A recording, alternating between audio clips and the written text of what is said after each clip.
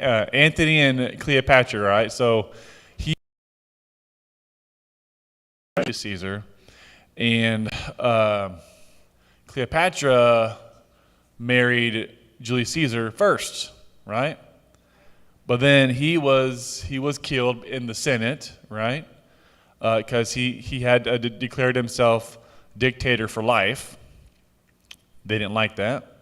So then Cleopatra just jumped to his best friend, Mark Antony. And then they got married. They had some kids together, right? I think they had like 3 kids together. Then there was another civil war happening in the Roman Empire, in which it pretty much pitted Mark Antony versus Octavian, and Octavian won. So to try to get out of trouble quicker, Mark Antony decided to commit suicide, right? And then Cleopatra followed suit later, right? But why is that significant? Why was that a big deal for Cleopatra to kill herself? Figure out where I am here.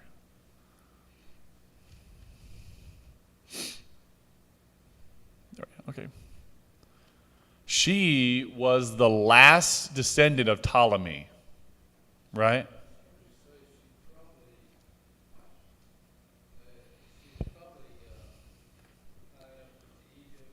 She was the queen of Egypt, yep. Yeah, so even though Roman Empire had some influence, Egypt was its own kingdom, right? But when she died, she was the last link to the Ptolemaic dynasty in Egypt. So now that's gone. Now Rome has full control of Egypt now. Okay, but how does Cleopatra and Herod connect? Remember that? Herod's mother-in-law knew and was good friends with Cleopatra, but what did he do that made them both upset?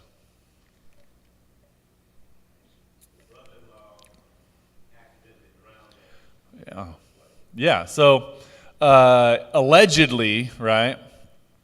Herod's brother-in-law he drowned at a pool party, right? At Herod's place, and he was already kind of a sketchy guy, so they didn't really believe him. So his mother-in-law was mad, which I've been there before.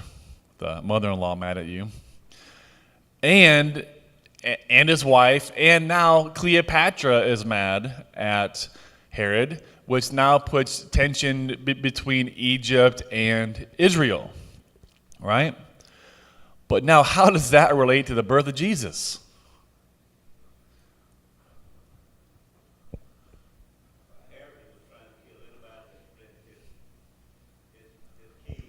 Yeah.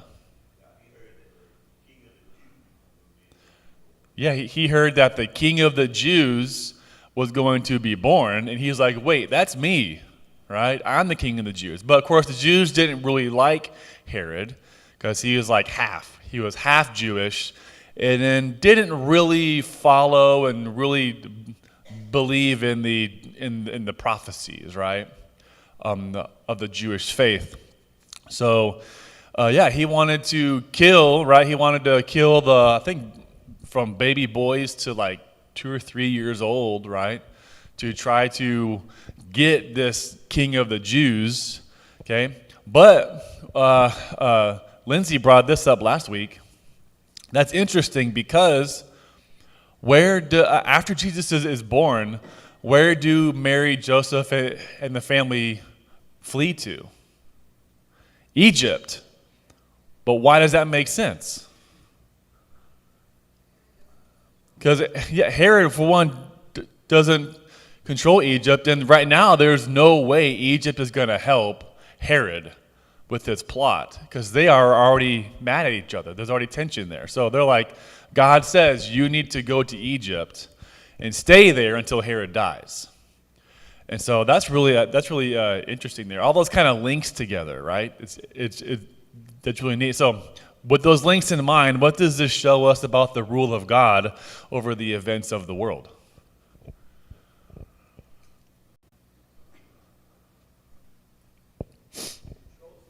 He controls everything, right? It doesn't matter if it's secular history or sacred history, which is in the Bible, everything, right? He controls every bit of it. He even used Alexander the Great to kind of lay the foundation for Greek culture, which the disciples used to preach God's word. I mean, it's all of it is connected, right? So we stopped here last week. Oop. Oh yeah, that's right. Yeah. So you mentioned something last week I thought was really cool. Wait, me say something cool? You said something. Wow. God chose that time for Jesus to come. Like, why did he not choose 2024 or 900 AD, which there wouldn't have been a 900 AD if he did, or 1,000 years before he did? He chose that specific time for an exact reason for it to be that time. Yeah. For reasons we kind of know and reasons we probably don't know. Yeah, he chose this time. God has a reason. We don't understand God's reasons, right? We're not. To me, we're not supposed to know, or else we would be like him. But we're not supposed to be like him. We're supposed to be in his image, right?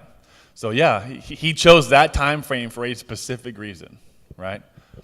So we're going to get a little backdrop here because now we are getting into the birth of Jesus, right? So our backdrop here is that the Roman Empire is emerging from the Civil War, which was Octavian and Mark Antony, right? And it transformed. I'm sorry, this was with Julius Caesar and Crassus and all them, right? Transformed Rome from a republic to an empire. Okay.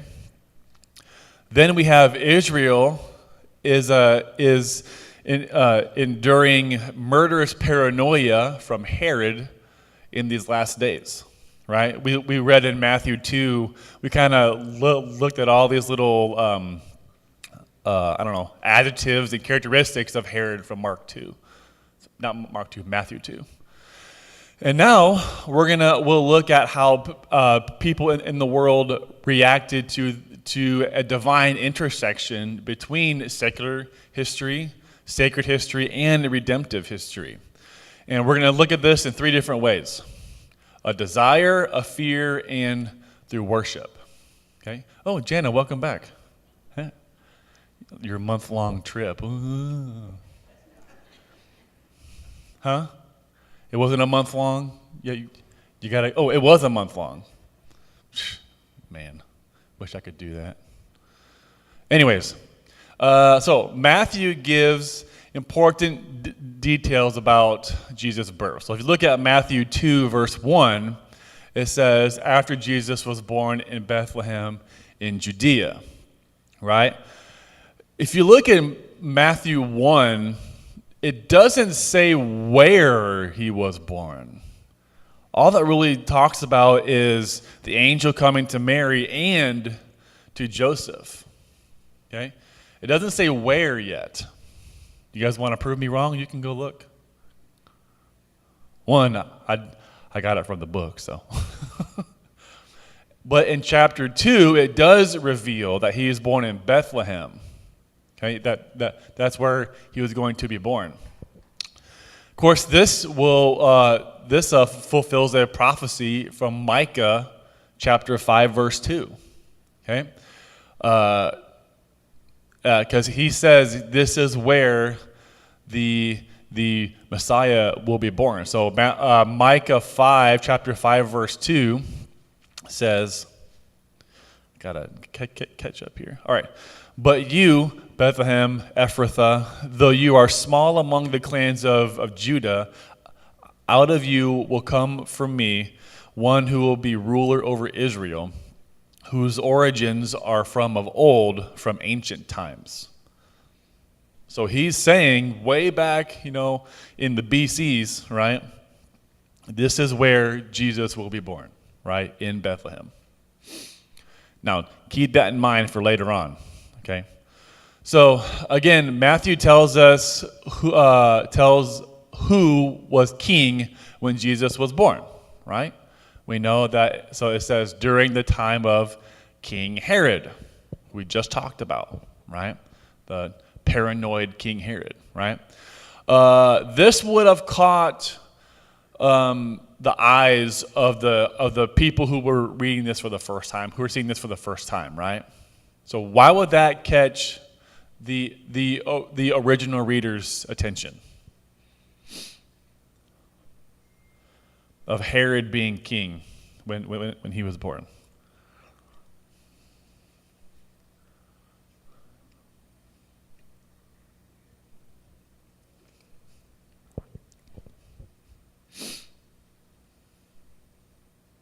Well, what do we know about Herod? Yeah.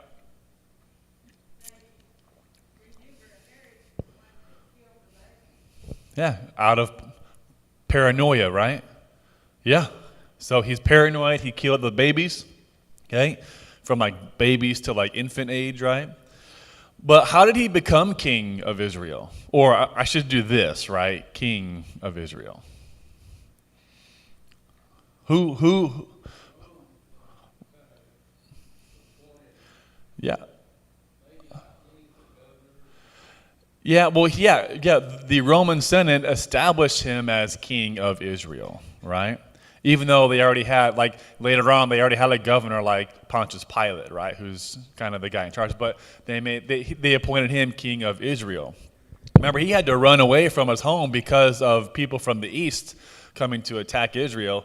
He ran away, pretty much got the blessings of the Roman Senate, and came back as king and kind of fought his way back, right? Oops, I'm going the wrong way here. There we go. So yeah, so the Roman Senate made him king of Israel. He's paranoid that people are out to get him, not just with the birth of Jesus, but his own family even, right? Yes, Jesse.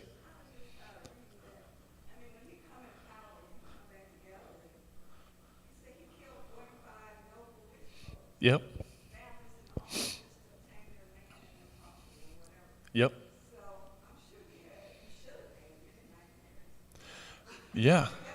I don't know how much sleep he got, right? I don't know how much sleep he got. He probably slept with one eye open, if both of them, right? Yeah. So, and then this was even before the birth of Jesus, right? So now, think about how he's going to feel when he learns of the King of the Jews' birth, right? How's he going to feel about that? Yeah, he's going to, it throws him into even more paranoia, right? So here's that painting that I showed of Herod is right here, right there. You can see the mouse moving. And you can see what they're doing down below to the poor little boys. It's just crazy. Just crazy. All right, so if you look in Matthew 2, verses 1 through 2, it says, Magi from the east come to Jerusalem and asked, where is the one who has been born king of the Jews? We saw his star when it rose and have come to worship him. Okay, so I got a few questions for you. Jed, welcome back. Where's your suntan from being in Montana? You can't see it, okay. Oh, yeah, okay. I can't see it. Questions are, were these wise men really kings? How many visited Jesus? And then do we have any names for them? Do we have any names? Okay, so do we know any of that? Yeah, at least Matthew didn't say, right? So I think they were wise, very smart guys weren't kings though. Although I do like that Christmas song. We Three Kings. I like that one, especially the one from the claymation with the camels and singing. That one's fun. So they're actually probably more like astronomers from Media and Persia, which is the east, right? So they're from a caste of priests who interpreted the signs of the heavens as well as dreams. Does that remind you of something? What, Chuck? You're nodding back there like you know.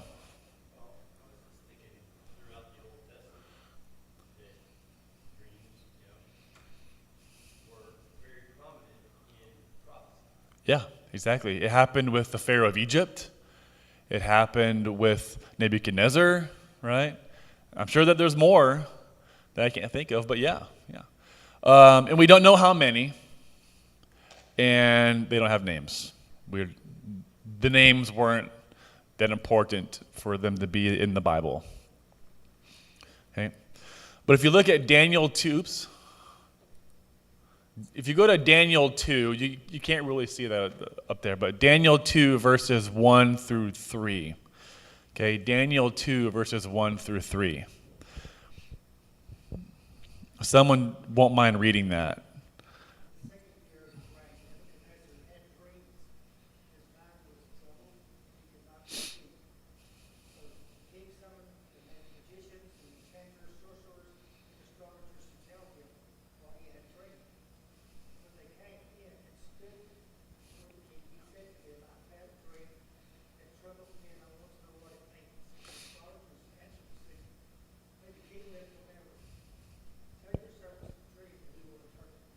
Yeah.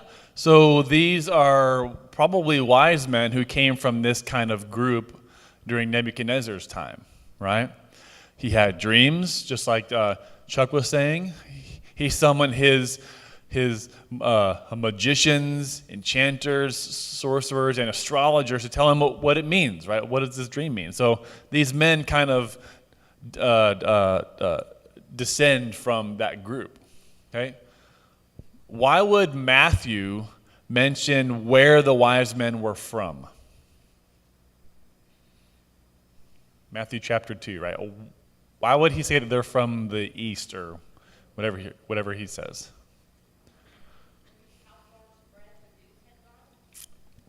Okay, how far spread the news had gone, all right. Yeah, this is, hundreds and hundreds of miles, right? They traveled a long way, for sure. Yes, Jim.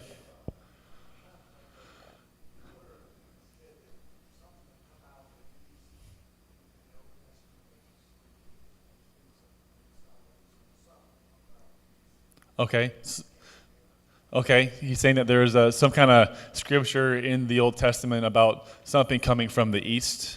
Okay, anybody else? Joel, nothing? I want to see you now, like when you're thinking, you need to stroke your goatee. Okay, I want to see that. Yes, there you go. Yeah, right. So they came from lands controlled by the Parthians, whose forces drove Herod out of Israel before he was king. So they're already kind of a hostile people to Herod, right? And these men came from a place that posed a threat to Herod's position. So when they show up at his palace, he's like, okay, what's going on here, right? Something's going on. If you look at, come on now, Matthew 2, verse 2, it says, "Where is the one who has been born king of the Jews? We saw his star when it rose and came to worship him." So they're talking to the then king of Israel, right? The king of the Jews. Why is that kind of a big thing to ask the king where the king is?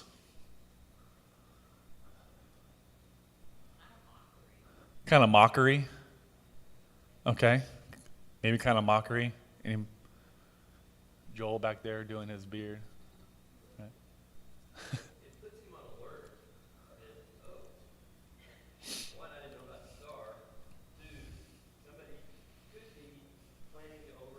Ooh, is there a coup going to happen? Yeah, he's like, uh-oh, is there a coup going to happen?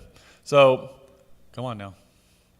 The Magi asked this question, like I said, right, to the literal king of the Jews, right? Yeah, because maybe he's like, okay, who's plotting something, right? I think he's maybe thinks he's smart. Oh, I've already figured it out, right? Something's going on, right? But how did they know Jesus was king of the Jews? These are not Jewish men who have come from the east. So how do they know that Jesus is the king of the Jews? The stars told them? Well, who told them that the stars would tell them? How did they know to watch the stars? Don't get ahead of me now, Jesse.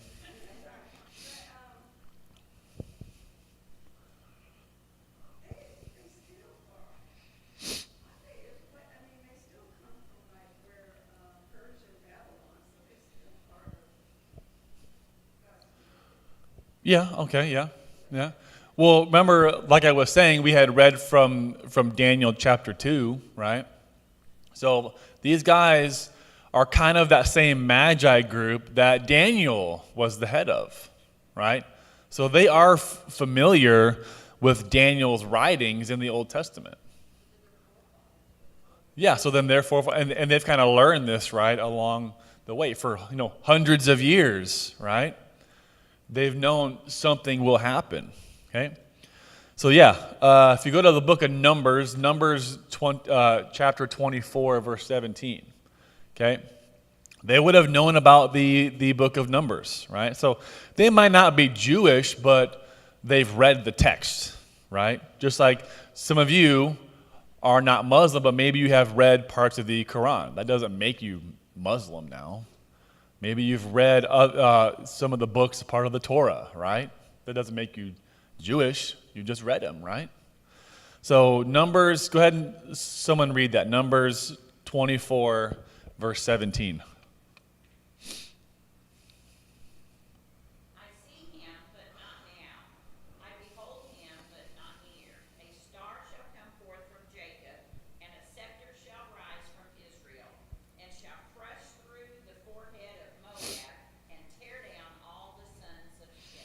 All right, so look at that. A star will come out of Jacob, right? A scepter will rise out of Israel. Okay, so they knew, right, that something was going to happen from this tribe of Jacob, right? So this reference made to a star, in an oracle given by Balaam, who asked why the king who is asked by the king of Moab to curse the Israelites. But what does God do instead? The opposite thing, right? He actually cursed Balaam and blesses the Israelites.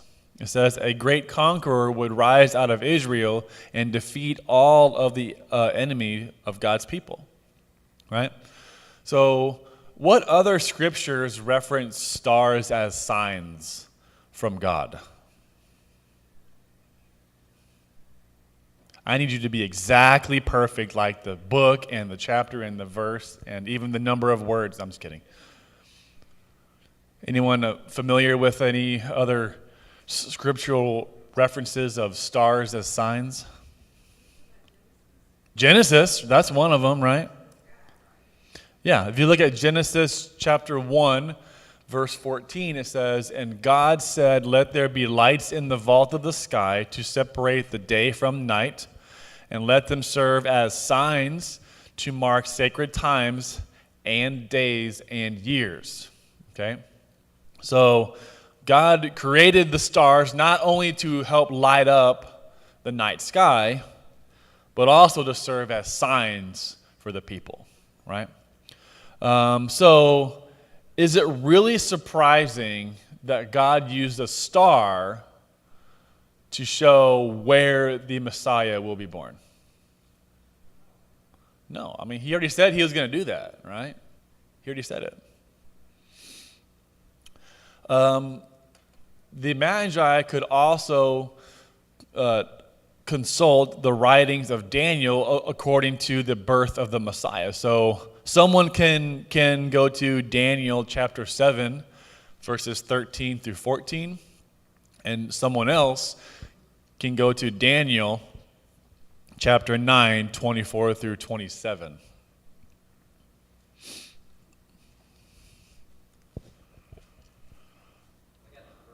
Okay, Chuck.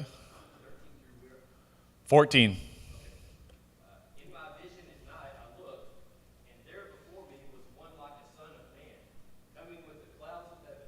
He approached the Ancient of Days and was led into his presence. He was given authority, glory, and sovereign power. All nations and peoples of every language worshiped him. His dominion is an everlasting dominion that will not pass away, and his kingdom is one that will never be destroyed. Okay, so if you look up there, what I had underlined, Son of Man, right? He's going to be given authority and glory and sovereign power. All nations and people of every language will worship him. Okay, he will have everlasting dominion that will not pass away, and his kingdom will never be destroyed. This is coming out of the BC times, right? This is when the Jews are in exile, right? In Babylon. How about Daniel 9, 24 through 27?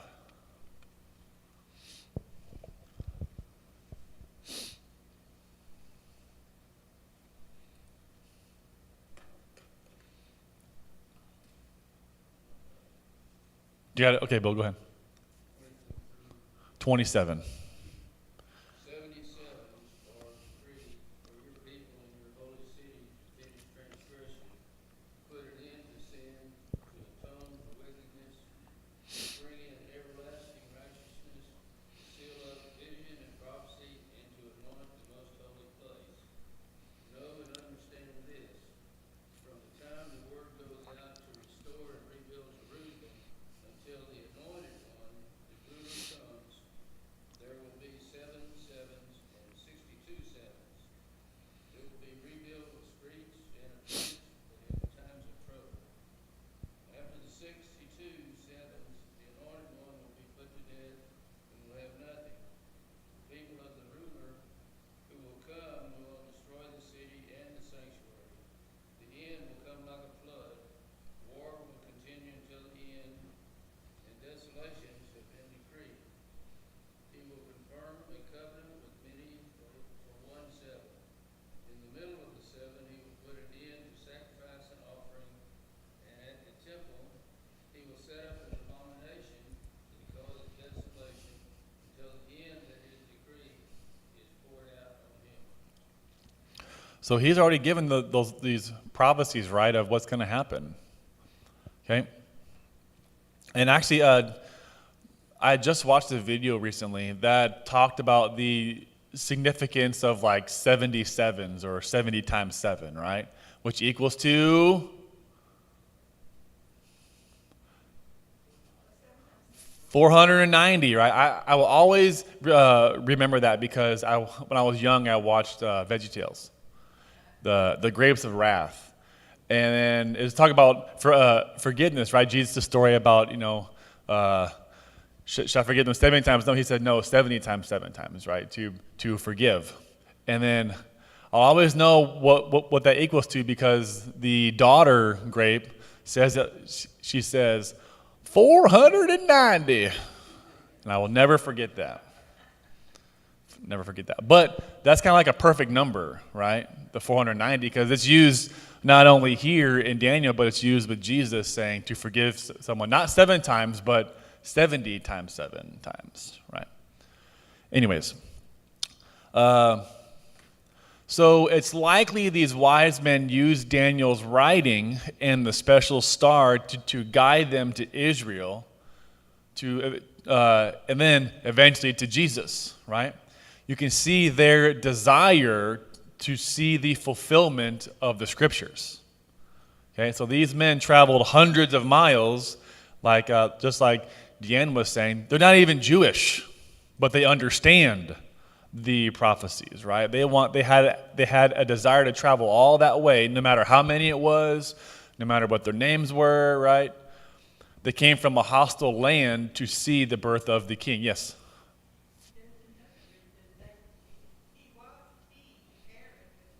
Yeah, Herod's king. Maybe, yeah. Maybe they thought it was going to be one of Herod's kids. Yeah, maybe. Yeah, maybe. All right, so it seems pretty clear that the Magi did not just want to honor the birth of the Messiah, but they desired to worship him. So they, even though, again, they're not Jewish, but they see him as divine. So in a nutshell, God directed pagan religious leaders to travel hundreds of miles from the land of Herod's enemies and worship the Messiah God sent to the world. That's pretty cool, right? That's pretty cool. Now let's go to Matthew 2, verse 3. It says, when King Herod heard this, he was disturbed, and all of Jerusalem with him. All right, so all. We know why Herod would be disturbed, but why would all of Jerusalem be disturbed as well? They don't know what he's going to do, because they've seen what he had done in the past, right? Jesse said that when he came back to Jerusalem after being appointed king by the Roman Senate, he killed 40-something nobles, right? He even probably killed his brother-in-law, right? Who did a good job at running now we call it Hanukkah, right? The Feast of Tabernacles back then. All right, so all of Jerusalem knew the lengths Herod would go to in order to maintain his position as king of the Jews. So when word got out about the Magi, they all became troubled. What's he going to do, right? Because they knew it was going to affect them in some way.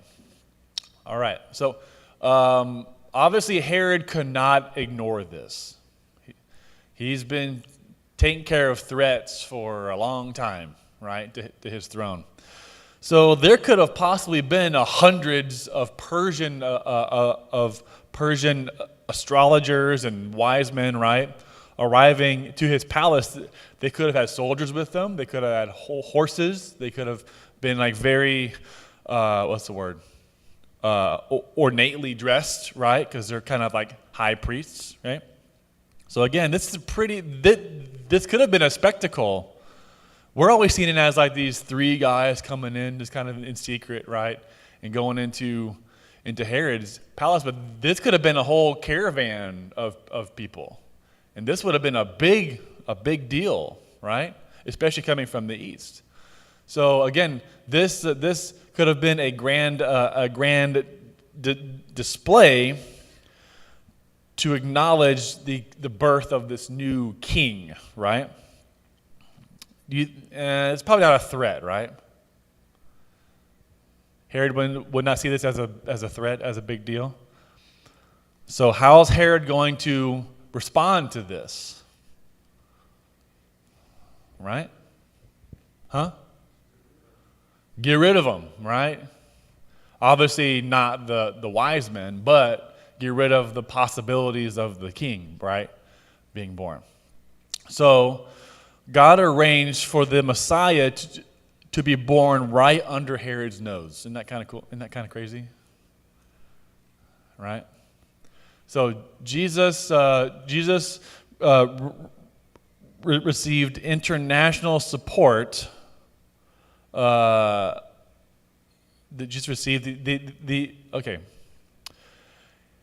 He received international support that a true king should deserve, right? Right? So how did Herod respond to this group from Persia?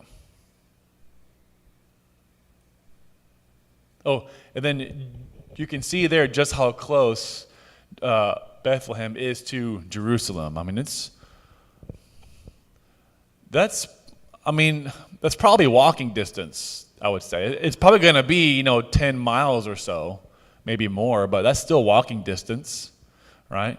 I watched The Chosen, so I'm pretty much an expert, okay, on this. And I saw Jesus and his group walk from Bethany to Jerusalem a few times, right? And it took them, within one day, right, to get there. 5 miles maybe? Okay, yeah, sure. No big deal, right? You can walk 5 miles. Debbie was like, no, I can't walk 5 miles. Used to could. What a good word. Used to could. Good word. All right, so how did Herod respond to this group from Persia? Well, yeah. So look at verse 4, right, in chapter 2, Matthew. When he called together all the people's chief priests and teachers of the law, and he asked them where the Messiah was to be born. Okay? So he calls his loyal scriptural scholars to find Jesus' birth location. Okay? Then you go to verse 5 through 6. It says, in Bethlehem in Judea, they replied, for this is what the prophet has written. But you, Bethlehem, in the land of Judah, are by no means least among the rulers of Judah, for out of you will come a ruler who will shepherd my people Israel. So again, they are referencing Micah, right? Micah chapter 5, verse 2. Because it says in here that he'll come from Judah, which is the southern kingdom, right? After the split, right? Judah is in the southern kingdom. And this was during Isaiah's time. That great prophet Isaiah. And we do know, right, that some kings in Judah rejected God's help, like Jotham and Ahaz and Hezekiah, right? Those guys.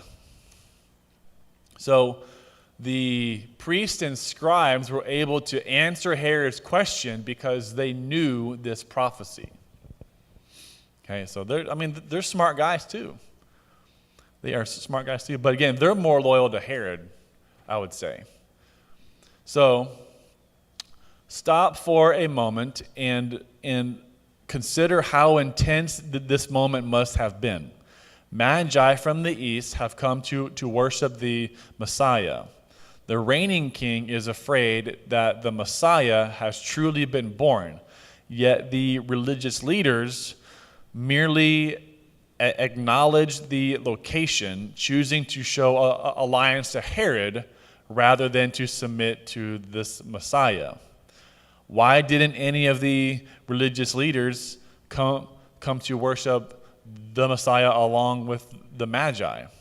With all the signs playing out before them, they chose to do nothing. Their actions fulfill the prophecy of Isaiah 53, which states that the Messiah would be rejected by his own. So this is in Isaiah chapter 53. Okay, it says here, he was despised and rejected by mankind, a man of suffering and familiar with pain. Like one from whom people hide their faces, he was despised, and we held him in low esteem. So again, just another kind of prophecy that Jesus will fulfill. And this kind of reminds me of, there's some controversy around this, but I don't know if anybody watched the opening ceremony of the Olympics this year. I'm not going to say for sure that this was the plan, right? But seemingly, the ceremony had a scene that mocked the Last Supper, that painting. Some people say it was to reenact this dinner with Dionysus, right, who is a Greek god, and this is where these games came from, right? But, other people are persuaded that this was meant to mock Christianity, right? Because it wasn't just men up there at that table. They had women and men in drag, right? All this kind of stuff, right? And so I don't know. That's what it seemingly looked like. Okay. Others say it was not meant that way. Even the guy who kind of came up with this ceremony, right? He said it was not. I did not intend to mock anybody. I just wanted to show the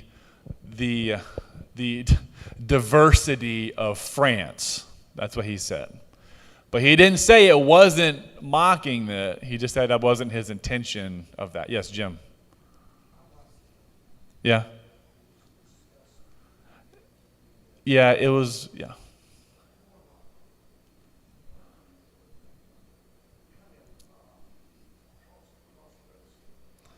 It was, yeah.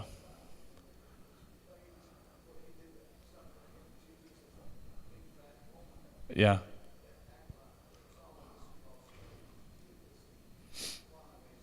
Yeah, I mean that's definitely what it seemed like. Yeah.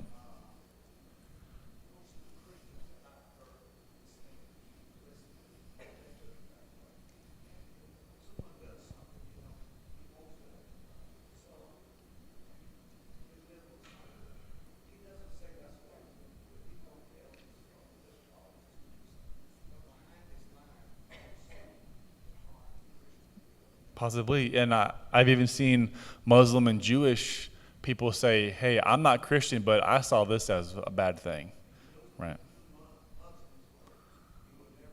Oh no. Yeah. You never mock the holy Muhammad, right? You can't do that. They don't even have pictures of him, right? Anyways, that's just kind of what that had reminded me of. Let's just stop right here, right? I don't want to start something new, but we'll get into the fear next time. We just talked about the desire of these magi to come worship the birth of the Messiah. Next, we'll talk about the fear behind that with some people, and that'll be next week. Thank you.